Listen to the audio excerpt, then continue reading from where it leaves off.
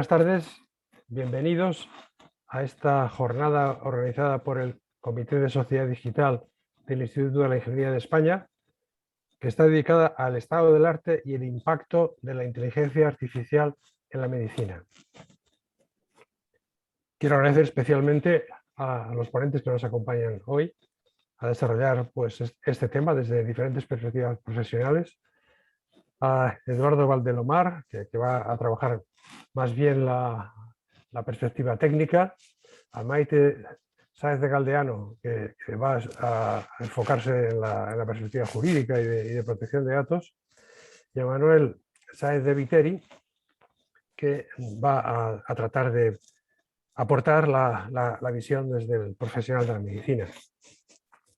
Quiero también excusar al presidente del Instituto de la Ingeniería de España, que aunque le hubiera gustado estar aquí con nosotros, pues otras obligaciones se lo han impedido.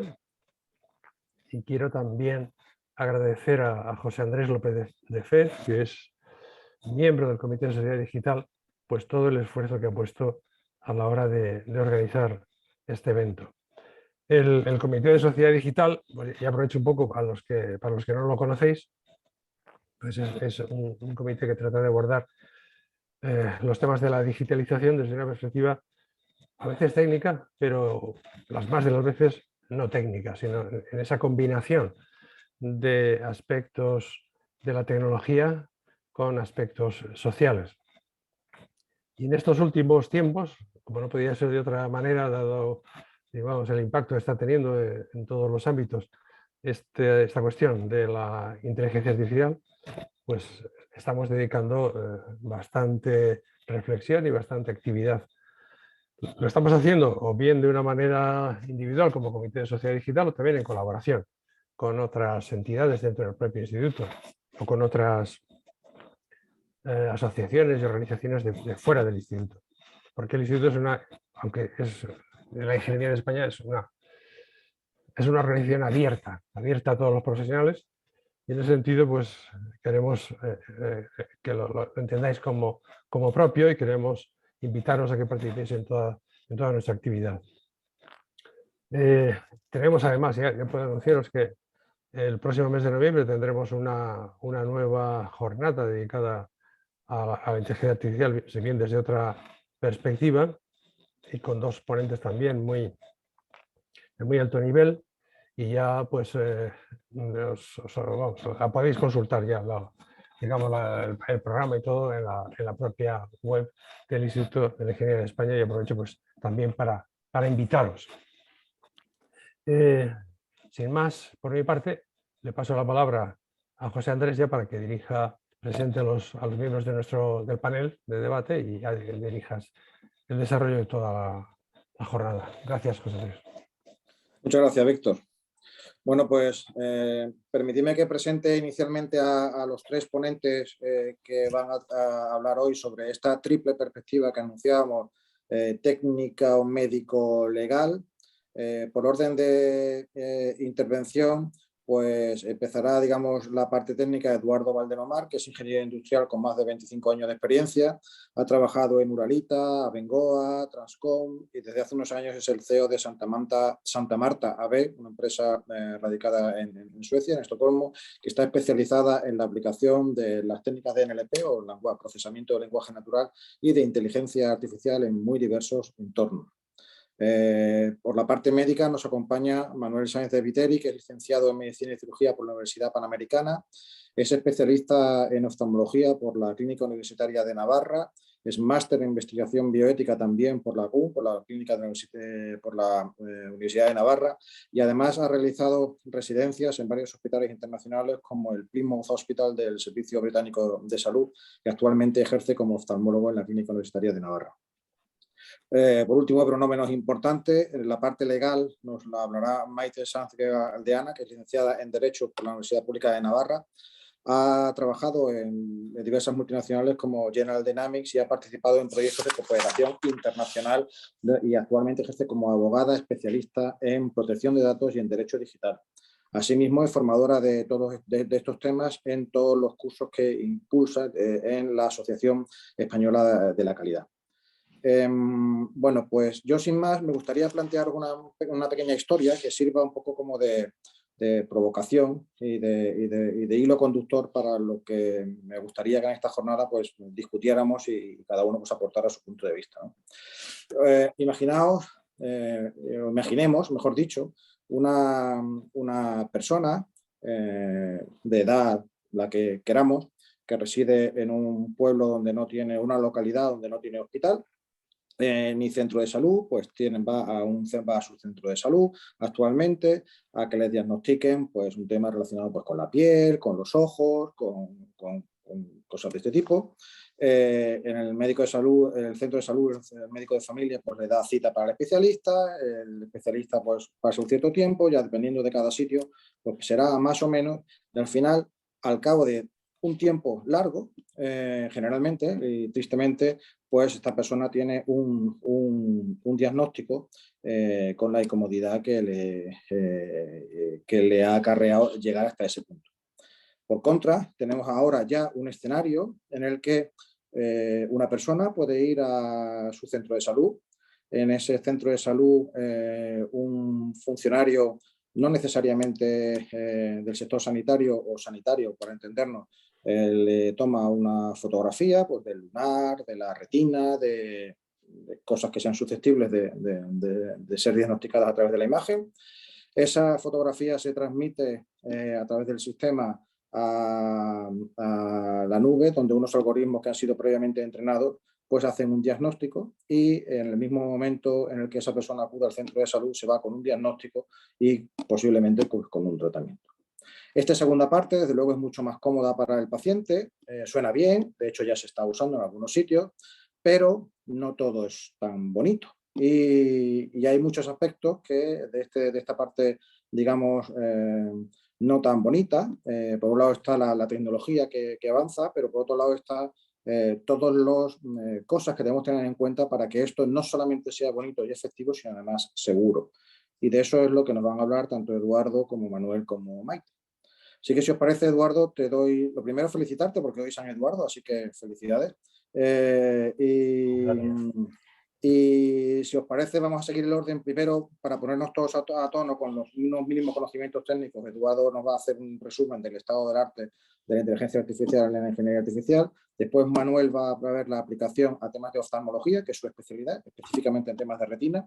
Y por último, Maite nos va a hablar de, todo esto está muy bien, pero qué pasa con los datos y con la protección del paciente, ¿vale? Así que Eduardo, cuando quieras. Pues muchas gracias. Voy a compartir pantalla para empezar con la presentación. Vemos que esto está aquí. Bien. Bien, ¿veis mi pantalla? Sí. Vale, perfecto. Bueno, la verdad es que hoy tengo un reto interesante porque no es fácil contar en un margen de tiempo lo suficiente como para ir más allá de una mera introducción. Y quisiera llegar a profundizarlo bastante como para que se entienda exactamente dónde residen los inconvenientes o los posibles conflictos o las peculiaridades un poco de esta tecnología. Me vais a permitir también que parta de la base de un cierto nivel de conocimiento, al menos de matemáticas. Espero que al estar en el contexto en el que estamos, pues eso no sea un gran reto. Y me temo que me he atrevido incluso a utilizar algunas fórmulas, cosa que desde ya de entrada pido perdón porque no se deben utilizar fórmulas en presentaciones, pero bueno, he llegado a ese atrevimiento. Bueno, lo primero, deciros que me voy a centrar sobre todo en un tipo de tecnología que es el tratamiento de imágenes mediante redes neuronales. La razón por la que me voy a centrar en esto es porque, según muchas publicaciones, en concreto he utilizado esta de Cultarini, casi todas las aplicaciones de inteligencia artificial a la medicina están basadas en el tratamiento de imágenes. Hay otro tipo de aplicaciones, tipo más asistencial, de gestión de dossiers, que usan otro tipo de tecnologías. Hay mucha asistencia remota ahora, por ejemplo, a partir del COVID, que utiliza también otro tipo de algoritmos, pero lo que es más puramente médico realmente está basado en la gestión de imagen. Y la gestión de imagen se hace por medio de un tipo de tecnología que es la red neuronal profunda, Así que voy a centrarme sobre todo en esas y voy a ir un poco al detalle de cómo funciona, o sea, cómo se realiza realmente este reconocimiento de imagen. Aquí están las fórmulas que os decía antes. Lo primero es decir, ¿qué es una red neuronal? He utilizado esta expresión tan fea, pero me interesa mucho que tengamos todo esto claro. Es que una red neuronal es básicamente un sistema de ecuaciones. No es nada más que un sistema de ecuaciones. Es un sistema de ecuaciones no lineales, y es no lineales porque utilizan una función escalón, o sea, esas ecuaciones no dan ningún valor hasta que se pasa un determinado umbral y a partir de ahí empiezan a dar valores. Pero una vez que, digamos, quitando la parte no lineal de esa función escalón, es una ecuación lineal normal y corriente, son una serie de parámetros por una serie de variables. Entonces, al final lo que tenemos es que vamos a alimentar con un número de X determinado de incógnitas y vamos a obtener un número de resultados, un número de Is. Y esto pues es una cantidad determinada de ecuaciones. Si esto es la red neuronal, cuando hablamos de red neuronal profunda, lo que estamos hablando es varios sistemas de ecuaciones uno detrás de otro. Entonces, si estamos hablando de dos niveles, pues hay un primer sistema de ecuaciones donde alimentamos las X que decíamos antes y los resultados de ese sistema pasan a ser de nuevo las incógnitas del siguiente sistema, del siguiente nivel, que a su vez nos dará una serie de resultados Z. Es decir, la profundidad no es más que eso, la profundidad es ir añadiendo más y más ecuaciones en distintas etapas. Entonces aquí lo que podéis ver, esta W que aparece aquí, estos parámetros, esta es la gracia, digamos, del sistema.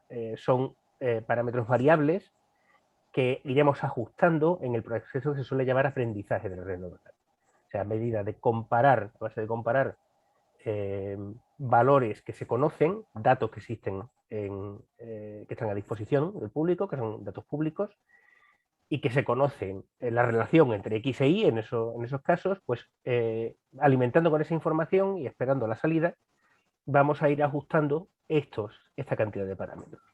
Si estamos hablando de muchas neuronas, de unas redes neuronales muy amplias, muy espesas, pues habrá muchísimos parámetros que ajustar, con lo cual habrá una carga de trabajo importante, lógicamente, para la red, pero también habrá una gran flexibilidad.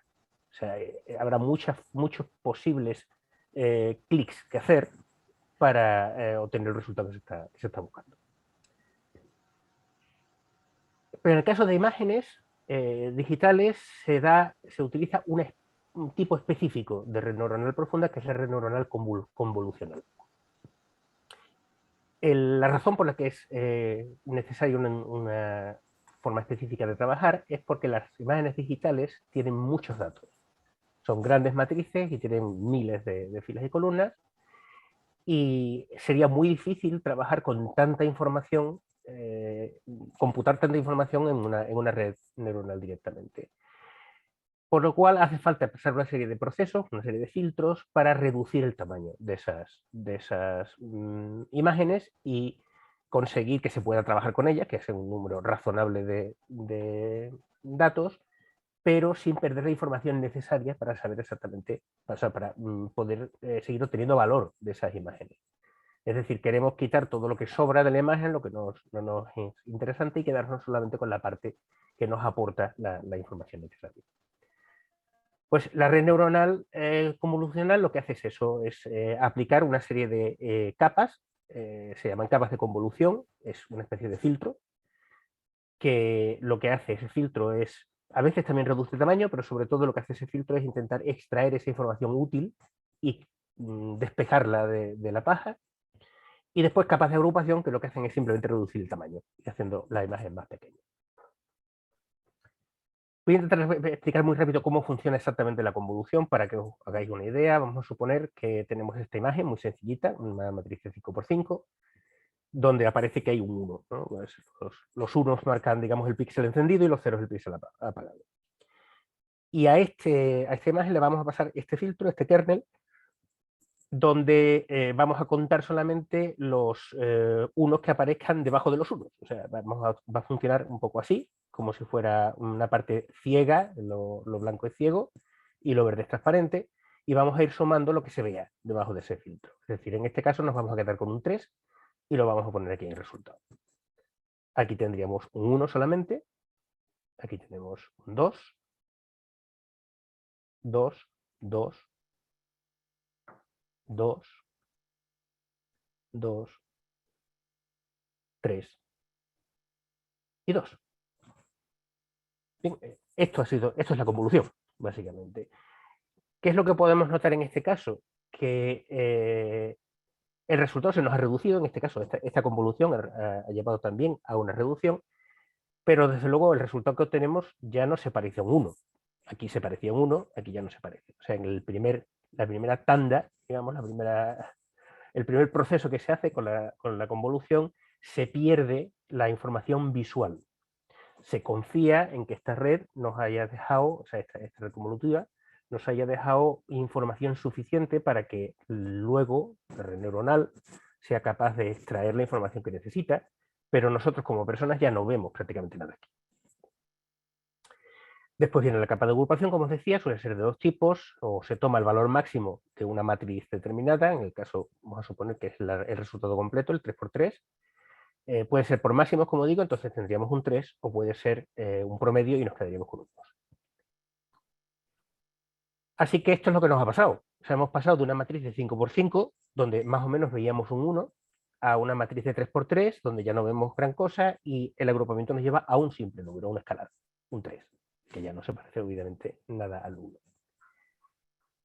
1. Lo que quisiera dejar un poco claro con esto es que la convolución es un efecto, o sea, tiene un efecto muy agresivo desde el punto de vista de la imagen, como imagen. O sea, matemáticamente confiamos en que nos estamos quedando con los datos que necesitamos, pero visualmente hemos perdido mucho. No tanto como se ve aquí, es decir, hay una cierta semejanza todavía. Aquí hay un caso, por ejemplo, de un resultado de una fotografía en blanco y negro tras pasarle un kernel real, es un kernel de procesado vertical, y bueno, pues lo que se ve todavía se parece un poco a la fotografía. O sea, en la realidad, digamos, una primera convolución todavía da algo que sea mínimamente inteligible, pero bueno, está claro que hemos perdido mucha visión. Lo que sí vemos es que hay ciertas cosas de la fotografía que se hacen más visibles ahora. Se ve más el contexto, se ven más algunas sombras. Bien, hemos perdido mucha información, hemos reducido el tamaño de la foto, pero no hemos perdido del todo su contenido.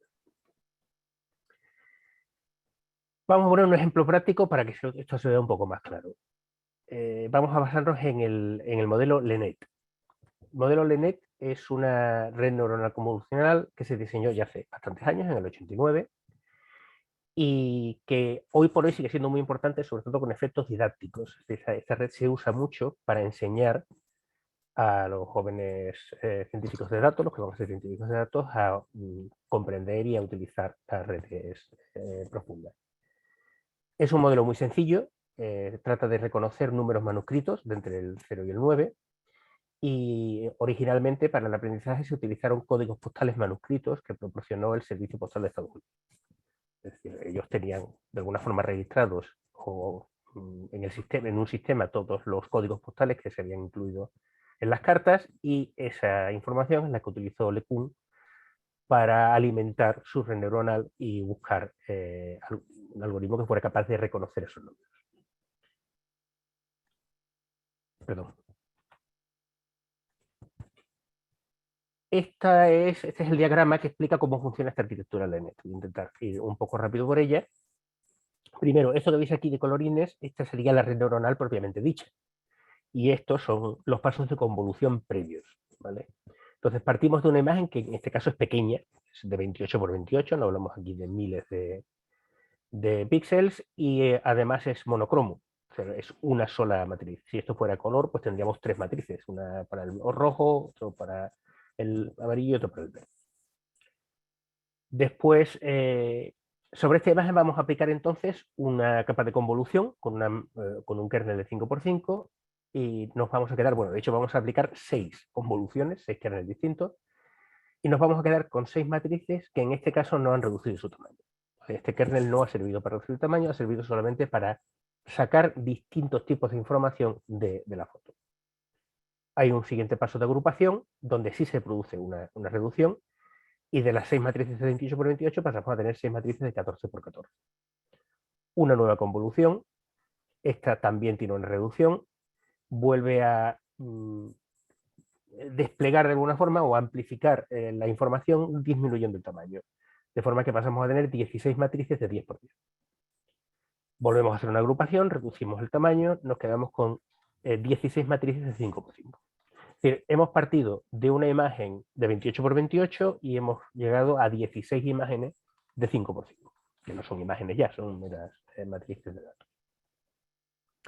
Y evidentemente, si aquí veíamos una foto de algo, aquí no vemos nada. Aquí vemos solamente numeritos. Esto es lo que de verdad le vamos a pasar, lo vamos a convertir en un vector de 400 números y se lo vamos a empezar a pasar a la red neuronal. La red neuronal tiene 3 capas. Es decir, aquí hay un primer sistema de ecuaciones, 120 ecuaciones, que van a recibir estos datos y que van a devolver 84 resultados. Y esos 84 resultados van a alimentar estas 84 ecuaciones y van a dar lugar a 10 resultados que se van a alimentar a estas 10 ecuaciones, que van a dar lugar a 10 resultados concretos y resultados finales, que van a ir desde el 0 hasta el 9. Entonces, de alguna forma esto va a funcionar como si fuera una bombillita y cuando el resultado, lo que interprete la red, sea un 2, pues se va a iluminar el 2. Y los demás no se van a iluminar. Los grados de libertad en esta red, en principio, están solamente en las neuronas. No se está haciendo variable el kernel en estos casos. Se podría hacer y otras redes lo hacen. Otras redes también juegan o también permiten que los valores del kernel aprendan en el proceso de aprendizaje. En este caso, quien aprende es la red neuronal propiamente dicha. Bueno, lo que he hecho para ilustrar un poco este ejemplo es montar este mismo modelo en un servidor virtual y para enseñaros cómo funcionaría. ¿Vale? Lo primero que necesitamos, evidentemente, para ese modelo sería alimentarlo con datos. De alguna parte, los datos, como he dicho, venían del Servicio Postal de Estados Unidos y vamos a utilizar la propia base de datos que tiene el creador de esta red, que se llama MNIST, la base de datos, y que tiene 70.000 imágenes. Normalmente lo que se hace en el aprendizaje es dividir en 2 grupos esa cantidad de imágenes. En este caso nos hemos quedado con 60.000 imágenes para el aprendizaje y 10.000 para validar después el resultado, el algoritmo resultante. Digamos que en el primero permitimos que se vaya ajustando para parecerse lo máximo posible a lo que se espera y después los otros 10.000 es solamente para ver si efectivamente lo que hemos obtenido sigue sirviendo, ya sin ajustarse en nada, o sea, con los datos, con los parámetros que ha alcanzado, al final sigue sirviendo para reconocer otras imágenes distintas. La fuente de datos un poco es como veis aquí, son este tipo de numeritos, son números en blanco sobre negro, matrices, como dije antes, de 32 por 32 y con un cierto margen negro, o sea, los números no deben llegar hasta abajo, hasta arriba del todo, hasta los extremos. La duración del aprendizaje en mi máquina virtual fue de 50 minutos, es decir, ya con la poder de computación actual, un modelo como este, que igual en los años 90 llevaba unas cuantas horas de aprendizaje, en este caso no llega a la hora. En una máquina virtual de 24 gigas y 6 procesadores. Y he obtenido unos resultados que aparentemente son muy prometedores. Es decir, hay una precisión de un 99,04%, es decir, hay 9.900 éxitos o números reconocidos correctamente y 96 errores. Y en el caso del... eso sí, en el caso de la validación, en el caso del entrenamiento, del aprendizaje, es incluso mejor. Claro, al final se está ajustando todos sus parámetros para acercarse a esos 60.000, con lo cual el caso de éxito en este caso es un 99,98% de éxito. O sea, de 60.000 imágenes solamente se ha equivocado en 15. Voy a pasar a enseñaros cómo queda la aplicación, pero antes me gustaría resaltar aquí un pequeño detalle, y es que si os fijáis, los números son distintos entre sí. Efectivamente, bueno, este es un ejemplo de los primeros 25 números de esa base de datos, pero ya podéis ver que hay unos que están tendidos, unos que están con sus correspondientes rabitos, unos que están derechos, o sea, ya hay unos de distintos tipos, hay 3 de distintos tipos. Es decir, las imágenes, como es de esperar, proceden de distintas personas que han escrito en códigos postales, y con lo cual los números son muy diferentes. Pero también os podéis imaginar que no se ven, no se escribieron así, no se escribieron en blanco sobre negro, en un tamaño reducido, dentro de una casilla. Esto que digo, bueno, es una obviedad, pero tiene su importancia en nuestro caso, porque quiere decir que para conseguir esta base de datos, estos números ya se han preprocesado. O sea, ya se han reducido el tamaño, ya se han hecho caber en una celda, y esa celda, esos colores originales que tuvieran estos números, que podrían ser azul sobre blanco, negro sobre blanco, se han convertido todos ellos en blanco sobre negro. Esto es lo que ha hecho conscientemente la persona que ha procesado estas imágenes. Lo que ha hecho inconscientemente es sesgarlas. Al hacer esto ha introducido un sesgo. Todos estos números se han procesado de la misma manera, seguramente por la misma aplicación. Con lo cual ha establecido una relación entre esos números que no existe en la realidad. Cuando nosotros escribamos el numerito, pues el boli pintará mejor, pintará peor, se hará más grande o más pequeño, y luego algo tendrá que ajustarlo de nuevo para que cuadren estas dimensiones y esté en blanco sobre negro. Ese sesgo que hemos introducido aquí tiene importancia, porque de hecho está estableciendo relaciones entre los números que nosotros no vemos, pero que la red neuronal puede detectar cuando le toque hacer su trabajo, digamos. Es más o menos conocido hoy día que en los números que salen del entrenamiento de la red no van a ser los números reales, van a ser unos números mucho mejor que los reales. Y para casi cualquier sistema crítico, sistema de cierta relevancia, como puede ser para un uso médico o para un uso militar, no se debe utilizar una única fuente de información, se deben utilizar fuentes muy distintas con orígenes muy diferentes. De lo contrario, estás garantizando que vas a tener un sesgo en el proceso. Pero bueno, sin más, voy a entrar en el servidor. ¿Me podéis confirmar si se ve el servidor ahora mismo? Sí, sí se ve, sí. Se ve que estás metiendo tu password. Muy bien. El password no se ve. No, el password no se ve, pero... Bien, simplemente por enseñar cómo funciona el entrenamiento, no lo voy a estar entero porque son 50 minutos, pero bueno, sería simplemente lanzar un programita, que es el DNN1 Train.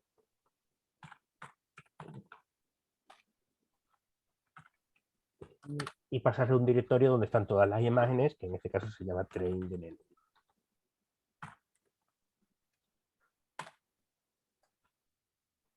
Y ahora, pues esto está, me vais diciendo cosas de vez en cuando para que yo vea más o menos cómo va, que no se ha quedado colgado ni nada de eso, pero ahora mismo ya está aplicando el algoritmo que he comentado antes de gradiente decreciente. O sea, está básicamente haciendo prueba y error y buscando si los parámetros que está utilizando se acercan más o menos al resultado que se está esperando. Pues aquí ya tengo la primera respuesta, por ejemplo. Bueno, tengo dos respuestas ya. Ha pasado de una pérdida de 0,09 a una pérdida de 0,08. Este numerito va decreciendo, quiere decir que los resultados se van acercando cada vez más al 0, que es el objetivo final. Y aquí me va diciendo también si muchos pasos han sufrido una modificación o realmente no tantos han sufrido una modificación. En fin, no corto aquí ya, pero simplemente este es el proceso que vais viendo aquí. Se va dando poco a poco unas pistas de por dónde va, y cuando llegue a un mínimo de este número que ya considere que no puede disminuirlo más, parará. Una vez que ya ha parado, yo tengo ya mi modelo en un fichero. De hecho, es este de aquí, el NIST-WordAt, es un conjunto de números que son los valores de los parámetros, las W esas que veíamos al principio, y ahora puedo empezar a aplicar esa red a imágenes que yo pueda tener. Por ejemplo, tengo aquí todos los numeritos, imágenes con todos los numeritos. Voy a pasar al 2, por ejemplo. JPG. Esta es la imagen. Como podéis ver, pues es bastante claramente un 2. Y la red me ha dicho efectivamente que la imagen contiene el número 2. ¿Vale? Es decir, ha funcionado muy bien. Vamos a probar con otro. Vamos a... Ya. Vamos a probar con el 5, por ejemplo. Bien. El fichero contiene el número 5. También aceptado. Vamos a probar con el 8. Bien, también acertado. Y ahora voy a hacerle un poco más, voy a hacer una jugadita y voy a decirle que pruebe con una letra en vez de con un número. Voy a decirle que pruebe con la letra C. Y me dice que contiene el número 0. ¿Por qué me dice que contiene el número 0? Porque, y ese es uno de las cuestiones que hay que tener en cuenta en las redes neuronales, yo le he dicho a esta red neuronal que me tiene que dar como resultado 10 posibles valores, entre el 0 y el 9. Con lo cual, sea lo que yo le dé a la red neuronal, ella lo va a traducir en número entre el 0 y el 9. No le he dado la posibilidad de que me diga un no número como respuesta. Entonces, si yo no le doy esa posibilidad, la red no se la puede inventar. Me va a dar exclusivamente una opción entre las que yo estoy esperando que me dé. Esto puede parecer una simpleza, pero profesionalmente me he encontrado con este caso varias veces y he tenido que echar para atrás redes neuronales porque no contemplaban todas las posibles verdaderas respuestas de la red. En este caso, como he dicho, no le hemos dado más que opciones de 0 al 9, le hemos puesto una C y él pues, nos ha devuelto lo que entiende más parecido a una C, que es un 0. Bien, y además parece que tiene su lógica, ¿no? Pues un 0 no cerrado, digamos. Yo, haciendo pruebas, he estado buscando errores. He encontrado 2 errores que os voy a mostrar ahora. El primero lo he llamado error JPG. Yo he dibujado este numerito, un 6 raro, de alguna forma, un 6 un poco peculiar, y la red me ha dicho que contiene el número 8. Bueno, no parece tampoco una cosa demencial, ¿no? Bueno, no, parece más un 6 que un 8, por lo menos a la vista humana parece más un 6 que un 8. Pero bueno, si se cerrara por aquí, pues bueno, podría considerarse que hay una cierta lógica en el error. Pero si vemos el error número 2, de nuevo es un 5 muy raro y la red me dice que es un 9. Y yo no sé vosotros, yo la verdad no soy capaz de entender dónde ve un 9 aquí. Y esto es un pequeño gran problema que posiblemente en redes más avanzadas habéis podido incluso oír en algunos medios. Fue muy famoso un caso de una red neuronal que identificó como hombre a una famosa presentadora de televisión. Y hubo otro caso también muy sonado de una red que reconoció o identificó a 2 chicas en una foto como 2 simios. El tema de los errores en las redes neuronales es que son muy raros, pero cuando ocurren no necesariamente tienen explicación, no son obvios. O sea, no me ha hecho falta hacer un 5 extrañísimo, cualquier persona más o menos puede ver aquí un 5, raro, puede ver un 5, y la red neuronal puede ver algo totalmente distinto, que no tiene ningún sentido aparentemente. Porque realmente nosotros no sabemos lo que hace por dentro la red neuronal, no sabemos de qué manera, qué información interpreta, qué información mira para determinar que esto es un 9 o un 5. Sabemos que se ha ajustado, sabemos que ha obtenido unos parámetros tales que acierta muchísimas veces, pero la base, digamos, la esencia de por qué acierta, esa la desconocemos por completo, no la podemos explicar. Y eso significa que cuando se equivoca, se puede equivocar de una manera tan espectacular como esta, o mucho más espectacular que esta. En el caso que ponía José Andrés al principio, podríamos encontrarnos con que hay un error en ese diagnóstico y es un error que cualquier médico, sin necesidad de ni siquiera ser un gran especialista, puede ver en la foto. A lo mejor para una persona es visible, pero sin embargo para la red ese caso concreto no es visible. Y si eso llega, digamos, de alguna forma a oídos del gran público, pues pasaría como pasó con la presentadora de televisión, que la impresión es que la red neuronal es un auténtico desastre, porque no ha visto algo tan claro como eso. Y la red neuronal no es un desastre, la red neuronal está funcionando con un alto porcentaje de cierto, pero el fallo puede dar una impresión muy, muy obvia. Bueno, vuelvo a la presentación. Tenemos que ir concluyendo, Eduardo, Sí, para que haya tiempo para... voy ya muy rápido, ya más o menos es todo lo que estaba incluido. Comentaros solamente, pero esto lo podéis ver después en la presentación si queréis. Algunos algoritmos, este que he puesto, como he dicho, es un algoritmo didáctico, no es un algoritmo que se esté utilizando hoy día en la realidad. Estos sí son algoritmos que se usan en la realidad. Overfit, AlexNet, tienen distintas capas de convolución y un número de neuronas bastante más grande que hemos visto en el ejemplo.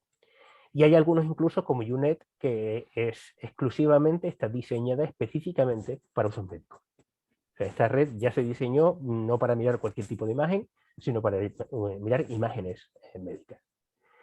Y como fuentes de datos, pues hay fuentes con bastante volumen de información. Estas son casi las más significativas de las que se usan en medicina. Igual Manuel luego tiene más diferentes que contaros, pero bueno, estas son las que yo he podido encontrar. Desde AREDS, que tiene 120.000 imágenes, que se utiliza sobre todo para degeneración macular, hasta APAX, que tiene casi 10.000 imágenes, se usa para retinopatías diabéticas.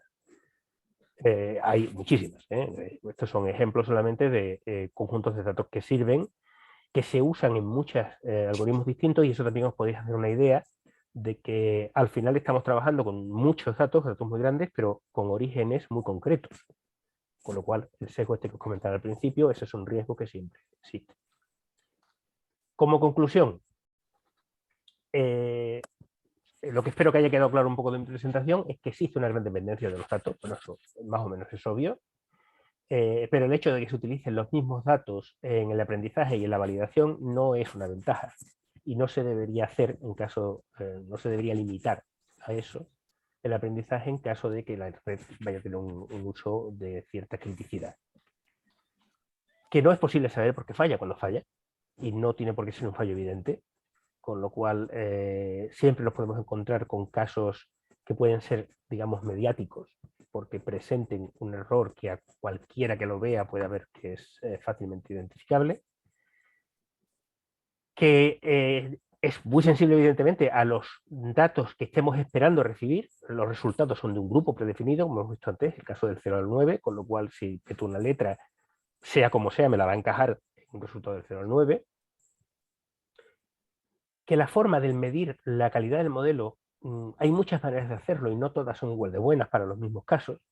Es decir, por ejemplo, una de las más habituales para algoritmos de clasificación es medir los falsos positivos. Pero en un caso de aplicaciones médicas, nos interesaría más saber los falsos negativos, probablemente, más que los falsos positivos. Nos interesa que no demos por sana a una persona que tiene un problema.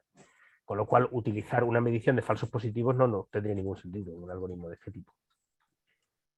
Que es muy importante conocer las fuentes y conocer lo más posible cómo se han configurado esas fuentes, qué tipo de manipulación, en el buen sentido de la palabra manipulación, esa manipulación es necesaria, qué tipo de manipulación han sufrido y qué tipo de, digamos, sesgo se puede haber introducido en esa manipulación.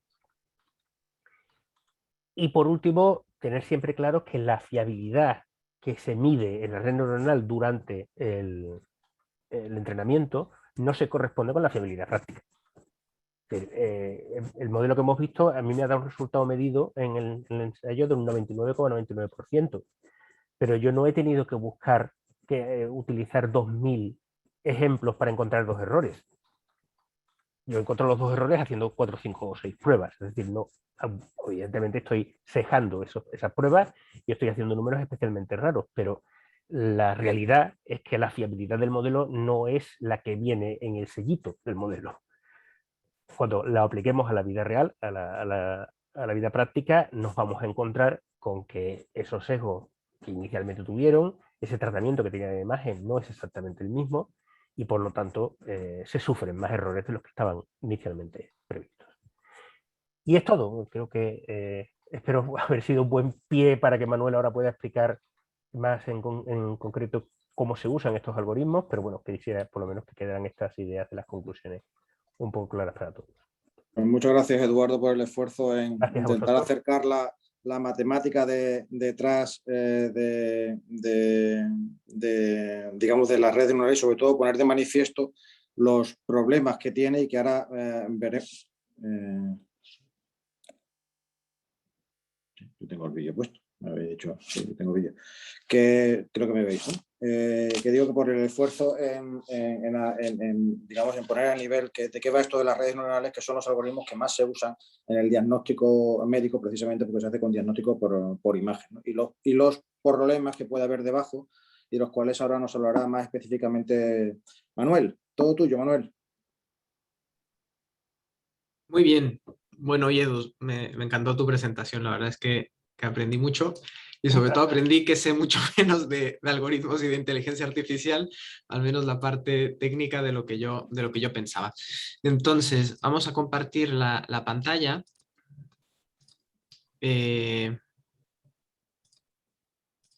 Y yo creo que veis ahí mi presentación, ¿verdad? Sí. Muy bien. Bueno, pues lo primero, agradecer a José Andrés la invitación y el esfuerzo por coordinar esta sesión. Y yo quiero empezar con una historia. Y es que hace 4 meses me dio por probar, me pareció fácil probar subirme a un skate. Era la primera vez que lo hacía a mis 35 años. Y evidentemente el resultado no fue el que yo esperaba. Me caí, me dolía mucho la mano, se me hinchó y claro, acabé en urgencias. Y estando en urgencias, pues me hicieron lo que todo médico hace en urgencias a alguien con un traumatismo en la mano, y es que me hicieron una radiografía de mano que dijo inicialmente que no había una fractura.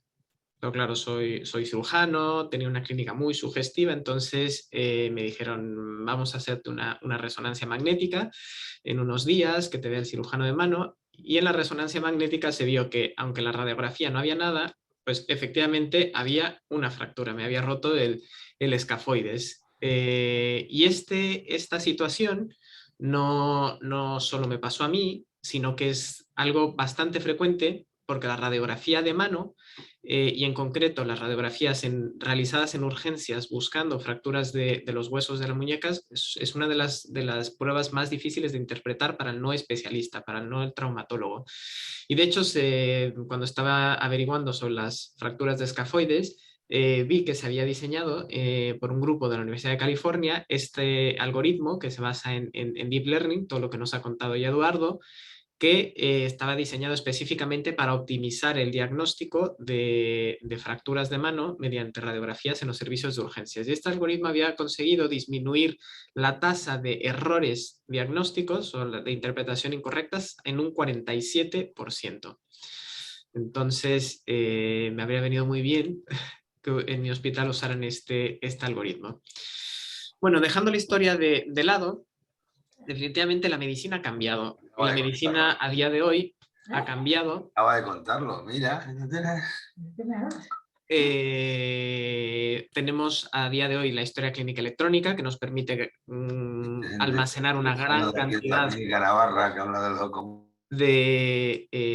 no sé, hay alguien, yo creo que debe tener el micro encendido y de repente me llega el audio. Entonces, la historia clínica electrónica nos permite grabar una gran cantidad de datos sobre los pacientes. Tenemos sistemas de imagen de alta resolución que, como bien dijo Eduardo, contienen miles y miles de píxeles y megabytes de información. Tenemos biosensores que permiten ir monitorizando la frecuencia cardíaca del paciente, el número de pasos, mucho lo llevamos incluso en el reloj, eso aporta mucha información. La secuenciación del genoma humano nos ha permitido encontrar una gran cantidad de asociaciones entre mutaciones o incluso cambios genéticos que no consideramos mutaciones y el riesgo de desarrollar enfermedades diversas. Y además los médicos vemos que día a día se publican cientos de artículos en revistas científicas, de tal forma que los médicos nos enfrentamos a un problema de Big Data, una cantidad inmensa de información que tenemos que procesar para mantenernos al día en nuestra profesión y para poder diagnosticar a los pacientes. De ahí que la inteligencia artificial se haya planteado como una de las posibilidades o como una de las posibles respuestas para poder afrontar de forma adecuada esta gran cantidad de información a la que nos vemos abocados, mejorando el diagnóstico que hacemos de las enfermedades, intentando aplicar los algoritmos para predecir los resultados clínicos, la respuesta o no a los fármacos que vamos a utilizar o a los distintos tratamientos. Se ha planteado la inteligencia artificial para el desarrollo de nuevos fármacos, optimizar la gestión de los recursos sanitarios, incluso como una herramienta de telemedicina que ha avanzado mucho durante estos meses años ya de pandemia. Entonces, ¿pero en qué especialidades realmente la inteligencia artificial es una realidad o en dónde se está aplicando? Ya lo dijo Eduardo en su presentación, las especialidades punteras en este ramo somos las especialidades en donde básicamente el diagnóstico lo realizamos en base al análisis de imagen, radiología, anatomía patológica, dermatología u oftalmología. Pero hay otras dentro del listado, gastroenterología, cardiología, incluso algunas especialidades que no sospecharíamos que pueden estar utilizando la inteligencia artificial, como la psiquiatría. Esto es un artículo muy interesante en donde se desarrolló un bot con un algoritmo de conversación automatizada que se probó en estudiantes universitarios que tenían síntomas de depresión y le iban contando todos los días al bot cómo se sentía, el bot les contestaba, les hacía preguntas y se vio que después de utilizar este sistema hubo una disminución significativa de los síntomas depresivos que tenían estos pacientes en escalas clínicamente diseñadas para verlo en comparación con el grupo control, a los cuales simplemente se les dio información sobre la depresión, sobre cómo tratarla, etc. Y de hecho, cuando le preguntaban a los alumnos que habían usado este bot, pues todos decían que se habían sentido muy cómodos hablando con él, que las respuestas que le daba notaban mucha atención a sus sentimientos, es que me entiende, está pendiente de mí. Vamos, algo realmente interesante. Yo cuando leí este artículo me imaginaba a mis hijos cogiéndome el móvil y manteniendo conversaciones profundas con Siri. O por ejemplo, también otro ejemplo en el campo de la psiquiatría, un algoritmo basado también en Deep Learning, pero en este caso en análisis del lenguaje escrito, en el que a través de analizar de forma retrospectiva las publicaciones de Facebook de pacientes diagnosticados de depresión, era capaz solo con ver los estados de Facebook en los últimos 3 meses de llegar a una precisión diagnóstica de depresión en el 70% de los casos. Entonces, eso nos lleva a una pregunta que ya planteó Edu, y es, ¿los algoritmos de inteligencia artificial realmente son eficaces? Y a día de hoy, aunque con las limitaciones, en medicina lo que hacemos para evaluar su eficacia es evaluarla tal y como evaluamos otros métodos diagnósticos que usamos habitualmente en la práctica clínica, analizando la sensibilidad, que es, como ya explicó Edu, la capacidad del test para dar como positivos los casos realmente enfermos, la especificidad, es decir, esa capacidad del test para dar como negativos a los que realmente son sanos. Dependiendo del tipo de test, pues buscaremos más sensibilidad o más especificidad, ¿no? Y si de hecho, si graficamos la sensibilidad y 1 menos la especificidad, conseguimos una curva que en medicina llamamos curva ROC. Y nos interesa mucho saber el área bajo la curva. Cuanto mayor sea el área de la curva, cuanto ésta se acerque más al 1, pues hablaremos de que es una prueba específica y sensible, y por lo tanto una prueba que nos permite establecer diagnósticos certeros. Y por poner ejemplos en concreto de lo que es mi área de trabajo y algo que ya estamos usando en la clínica, está el cribaje, el diagnóstico de retinopatía diabética. ¿Por qué es importante? Porque la retinopatía diabética es la principal causa de ceguera en el mundo en personas jóvenes, en personas con edad laboral activa, con todas las implicaciones que tiene eso, no solo para el propio paciente y su salud, sino también para la sociedad por pérdida de años de vida laboral.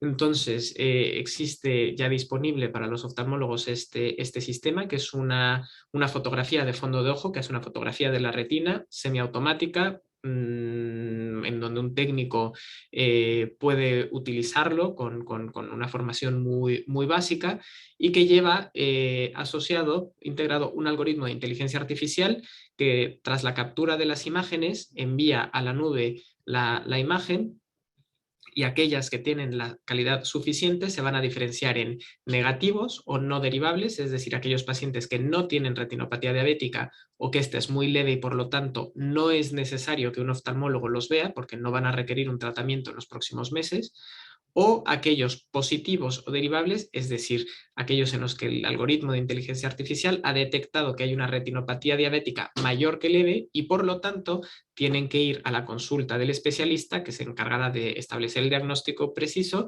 y un plan de tratamiento si fuese necesario.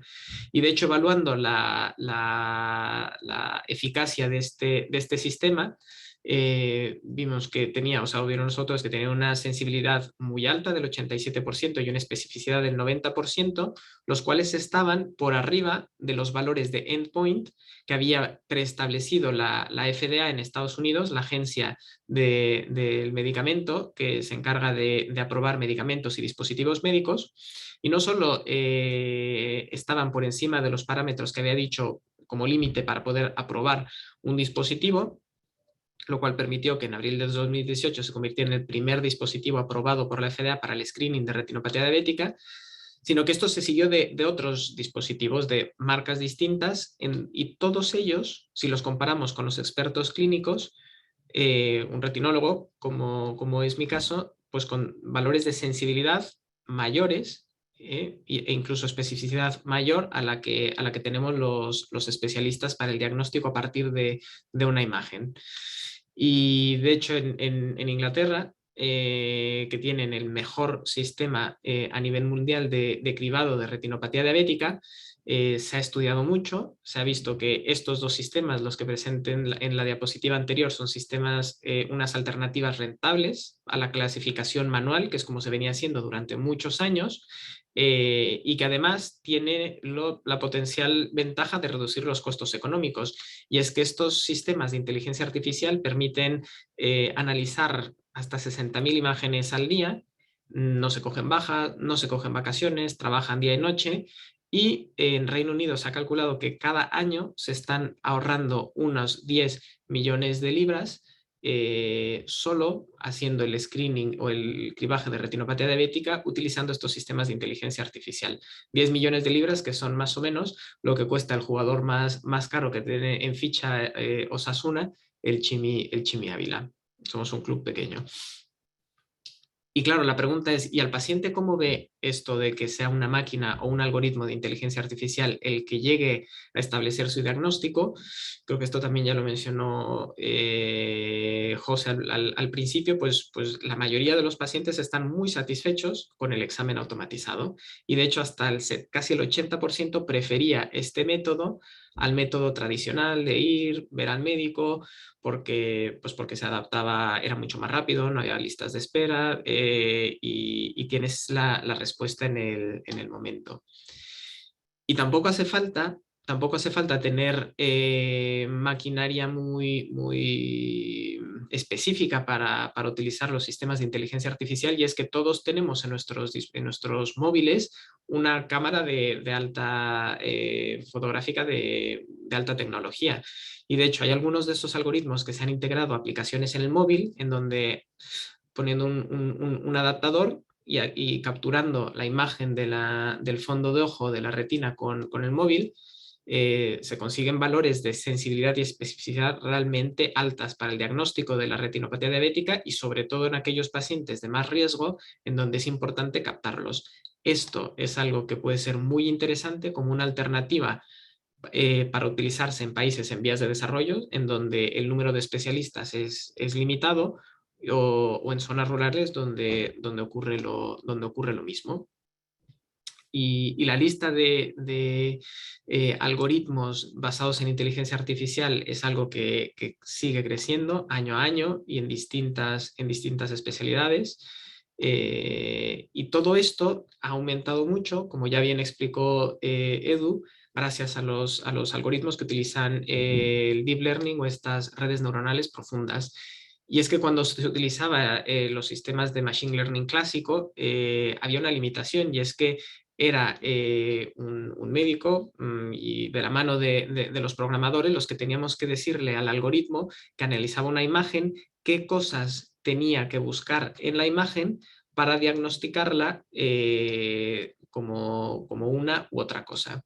En cambio, los sistemas de deep learning, gracias a estas redes convolucionales profundas que nos explicó antes Edu, funcionan no solo como sistemas de clasificador, sino que ese feature extraction, eso de determinar cuáles son los parámetros que llevan a una imagen a ser clasificada de una u otra manera, se unifican en el mismo software, en el mismo algoritmo.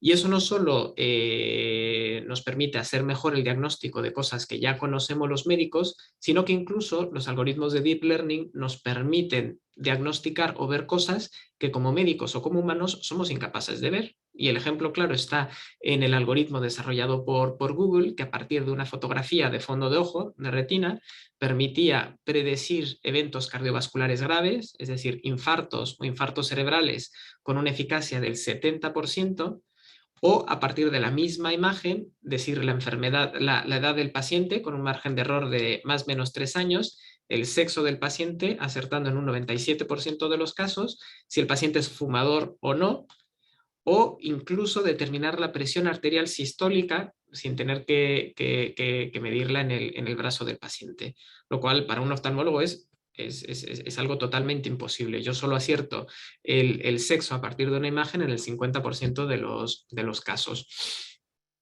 Y es que hay que entender que donde el médico ve hemorragias, exudados, signos clínicos, los sistemas de inteligencia artificial lo que ven son píxeles y cómo se relacionan cada uno de esos píxeles entre sí. Y lo que buscan es establecer esos patrones que nosotros somos incapaces de ver con el ojo humano.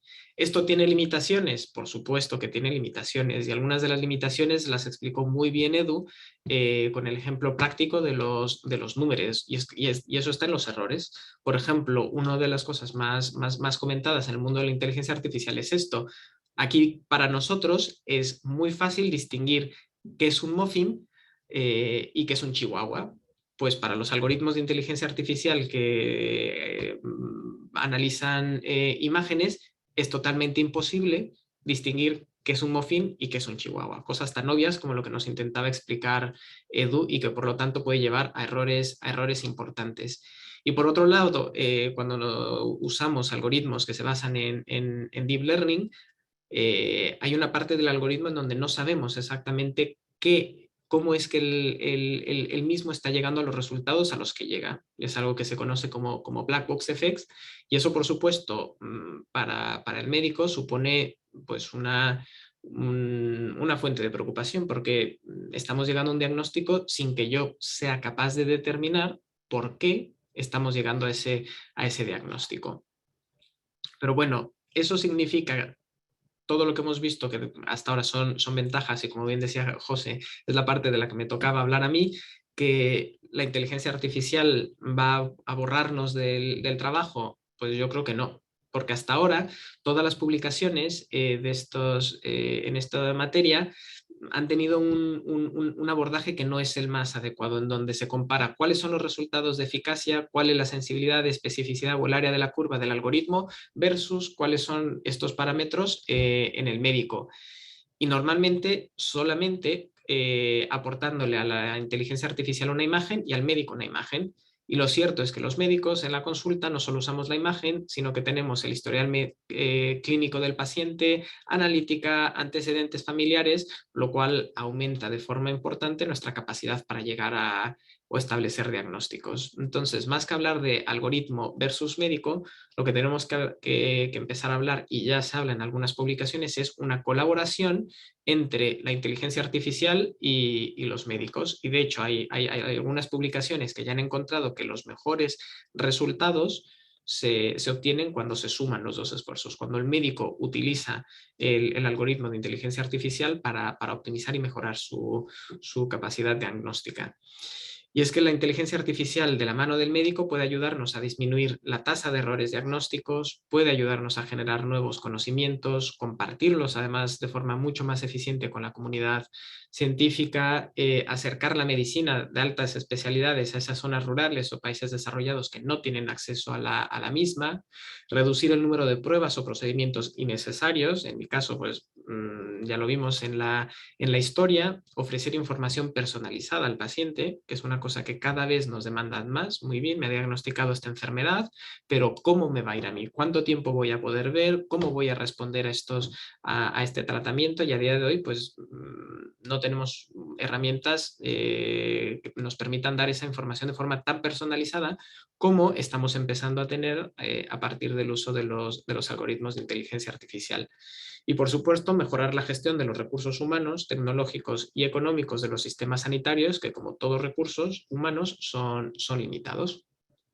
Y de hecho yo a todo el que esté interesado en este tema de inteligencia artificial y medicina, os recomiendo mucho este libro, Deep Medicine, en donde Eric Topol, un cardiólogo, que es una de las personas que más ha publicado y estudiado el tema, se dedica a defender cómo, lejos de deshumanizar la medicina, quizá la inteligencia artificial pueda ser una de las herramientas, si no la principal herramienta, que devuelva ese toque humano a la medicina. Y es que automatizar muchas de las funciones que actualmente nos consumen tiempo a los médicos nos va a permitir tener ese tiempo que vamos a poder utilizar para escuchar mejor a nuestros pacientes, para comunicarnos mejor, para explicarles mejor cuáles son sus tratamientos, expectativas, etcétera. Y sin más, eso es lo que os quería contar sobre una panorámica general de cómo se aplica todo lo que ya nos explicó Edu en el campo de la medicina. Muchas gracias. Pues muchísimas gracias, Manuel, muy interesante, muy bien explicado. Ya van apareciendo algunas de las cosas que yo decía en mi pequeña historia del inicio, ¿no? Los algoritmos, cómo funcionan, cómo se aplican, ventajas, inconvenientes. Hemos visto la parte positiva. Luego me he apuntado aquí algunas cosas para luego, eventualmente, si hay tiempo, hacer alguna pregunta. Y ahora Maite nos va a hablar del marco legal en que todo esto se mueve, porque claro, aquí hay datos personales de los pacientes, datos que se utilizan para entrenar algoritmos, que hacen diagnósticos y claro, ahí hay un entramado legal que es muy necesario tenerlo claro, tanto desde el punto de vista del médico como desde el punto de vista del paciente. Entonces, Maite, te cedo la palabra, todo tuyo. Muy bien, voy a compartir yo también. A ver si lo podemos ver bien.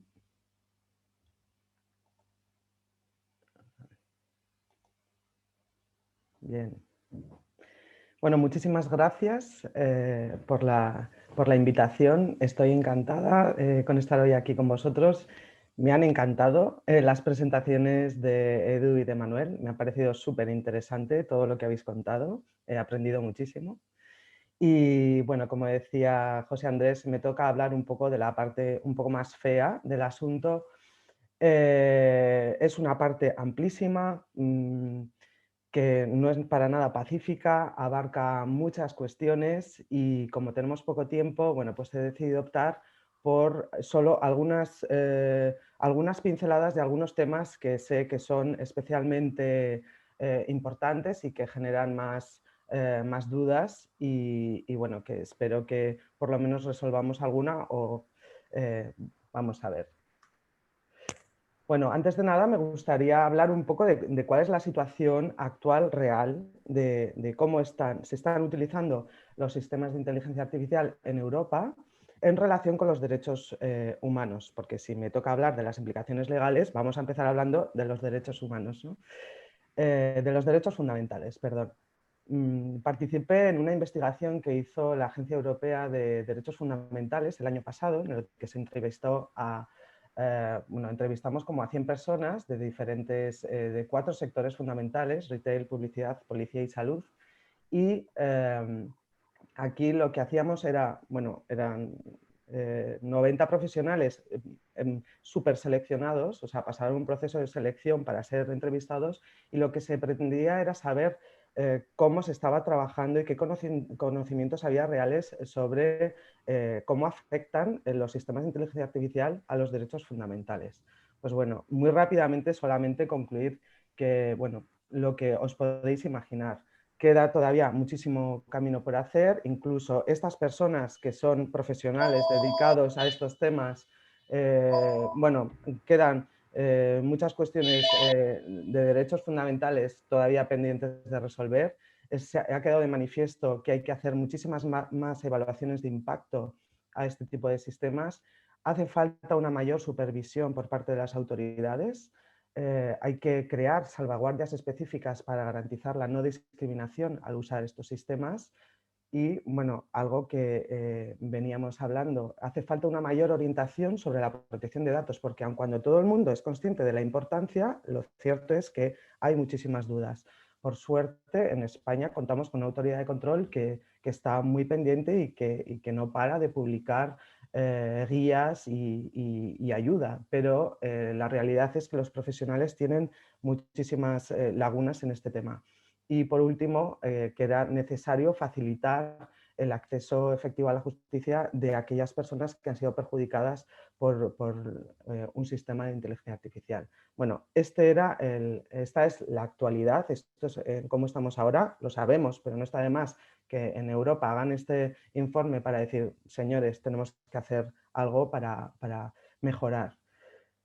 Visto eso, me voy a centrar ahora brevemente en el tema de protección de datos. Yo voy a hablar hoy de la protección de datos y de la responsabilidad de qué ocurre si falla un sistema, ¿no? Bien, que la protección de datos es un pilar esencial en estos sistemas es algo que ya creo que es evidente, pero bueno, antes de nada, sin entrar a hablar en los sistemas que nos ocupan hoy del sector de la medicina, tengo que aprovechar la oportunidad para recordar que todas las entidades, o sea, desde un autónomo hasta una ONG y, por supuesto, todas las empresas que se dedican a desarrollar sistemas de inteligencia artificial, tienen que estar como empresa adecuada a la normativa de protección de datos. Esto es algo obvio, nos lo está exigiendo la ley, pero la realidad es que en la práctica los profesionales que nos dedicamos a esto nos encontramos con empresas punteras que ni siquiera tienen sus propios protocolos internos de protección de datos. Por favor, esto hay que resolverlo. Primero, porque obviamente lo dice la ley, pero segundo, porque es que están perdiendo clientes, porque un cliente que va a contratar un sistema de inteligencia artificial tiene, o sea, obligatoriamente tiene que evaluar a su proveedor para ver si cumple con la normativa de protección de datos. Si el proveedor no cumple, no va a haber proveedor. Vamos a perder ese cliente. Así que, por favor, lo primero, tened todo bien en vuestra propia empresa. Ya, si nos vamos al diseño del propio sistema de inteligencia artificial, la privacidad es fundamental desde el propio origen, o sea, en el momento en que nos ponemos a pensar, a diseñar este sistema, de la mano de vuestro consultor de protección de datos o vuestro delegado de protección de datos. ¿Por qué? Porque ocurre que empieza el proyecto, sigue adelante, lo de la privacidad, bueno, como es algo así que siempre nos suena un poco feo, bueno, no le hacemos mucho caso y cuando ya está el producto, se pregunta al consultor y el consultor dice, mira, lo siento, pero es que no cumple esto, y todo el tiempo y el dinero invertido no sirve para nada. Así que el diseño del producto con la privacidad desde el origen.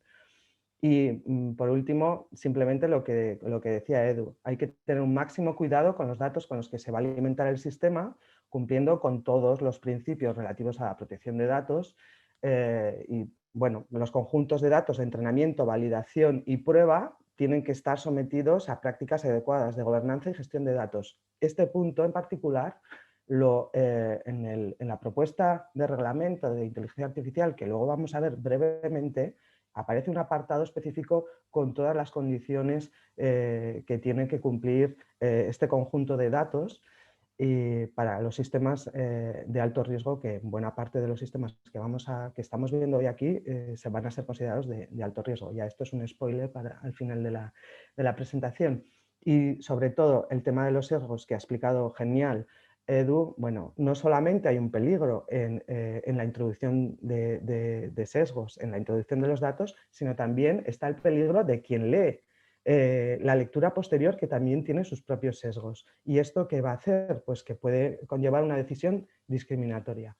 Como no podemos ver todas las cuestiones de protección de datos relacionadas con inteligencia artificial, yo os recomiendo que os descarguéis de la página web de la Agencia Española de Protección de Datos esa guía que tenéis ahí, adecuación al reglamento de tratamientos que incorpora inteligencia artificial, que está todo muy bien explicado. Aterrizamos en los sistemas de inteligencia artificial dedicados a la medicina o la salud. Primer punto fundamental, estamos hablando de datos de salud, que son datos especialmente protegidos. O sea que hay que tener la mayor de las garantías cuando trabajamos con este tipo de datos. Otro de los grandes desafíos, la anonimización de los datos. Precisamente todo ese conjunto de datos con el que vamos a trabajar, previamente habrá que anonimizarlos y esto conlleva un riesgo de identificación posterior. Bueno, de nuevo, acudid a la página web de la Agencia Española de Protección de Datos, que tiene colgada la web con las orientaciones y las garantías en los procedimientos de anonimización para evitar en la medida de lo posible que ocurra esta reidentificación. Ahí dan un montón de tips.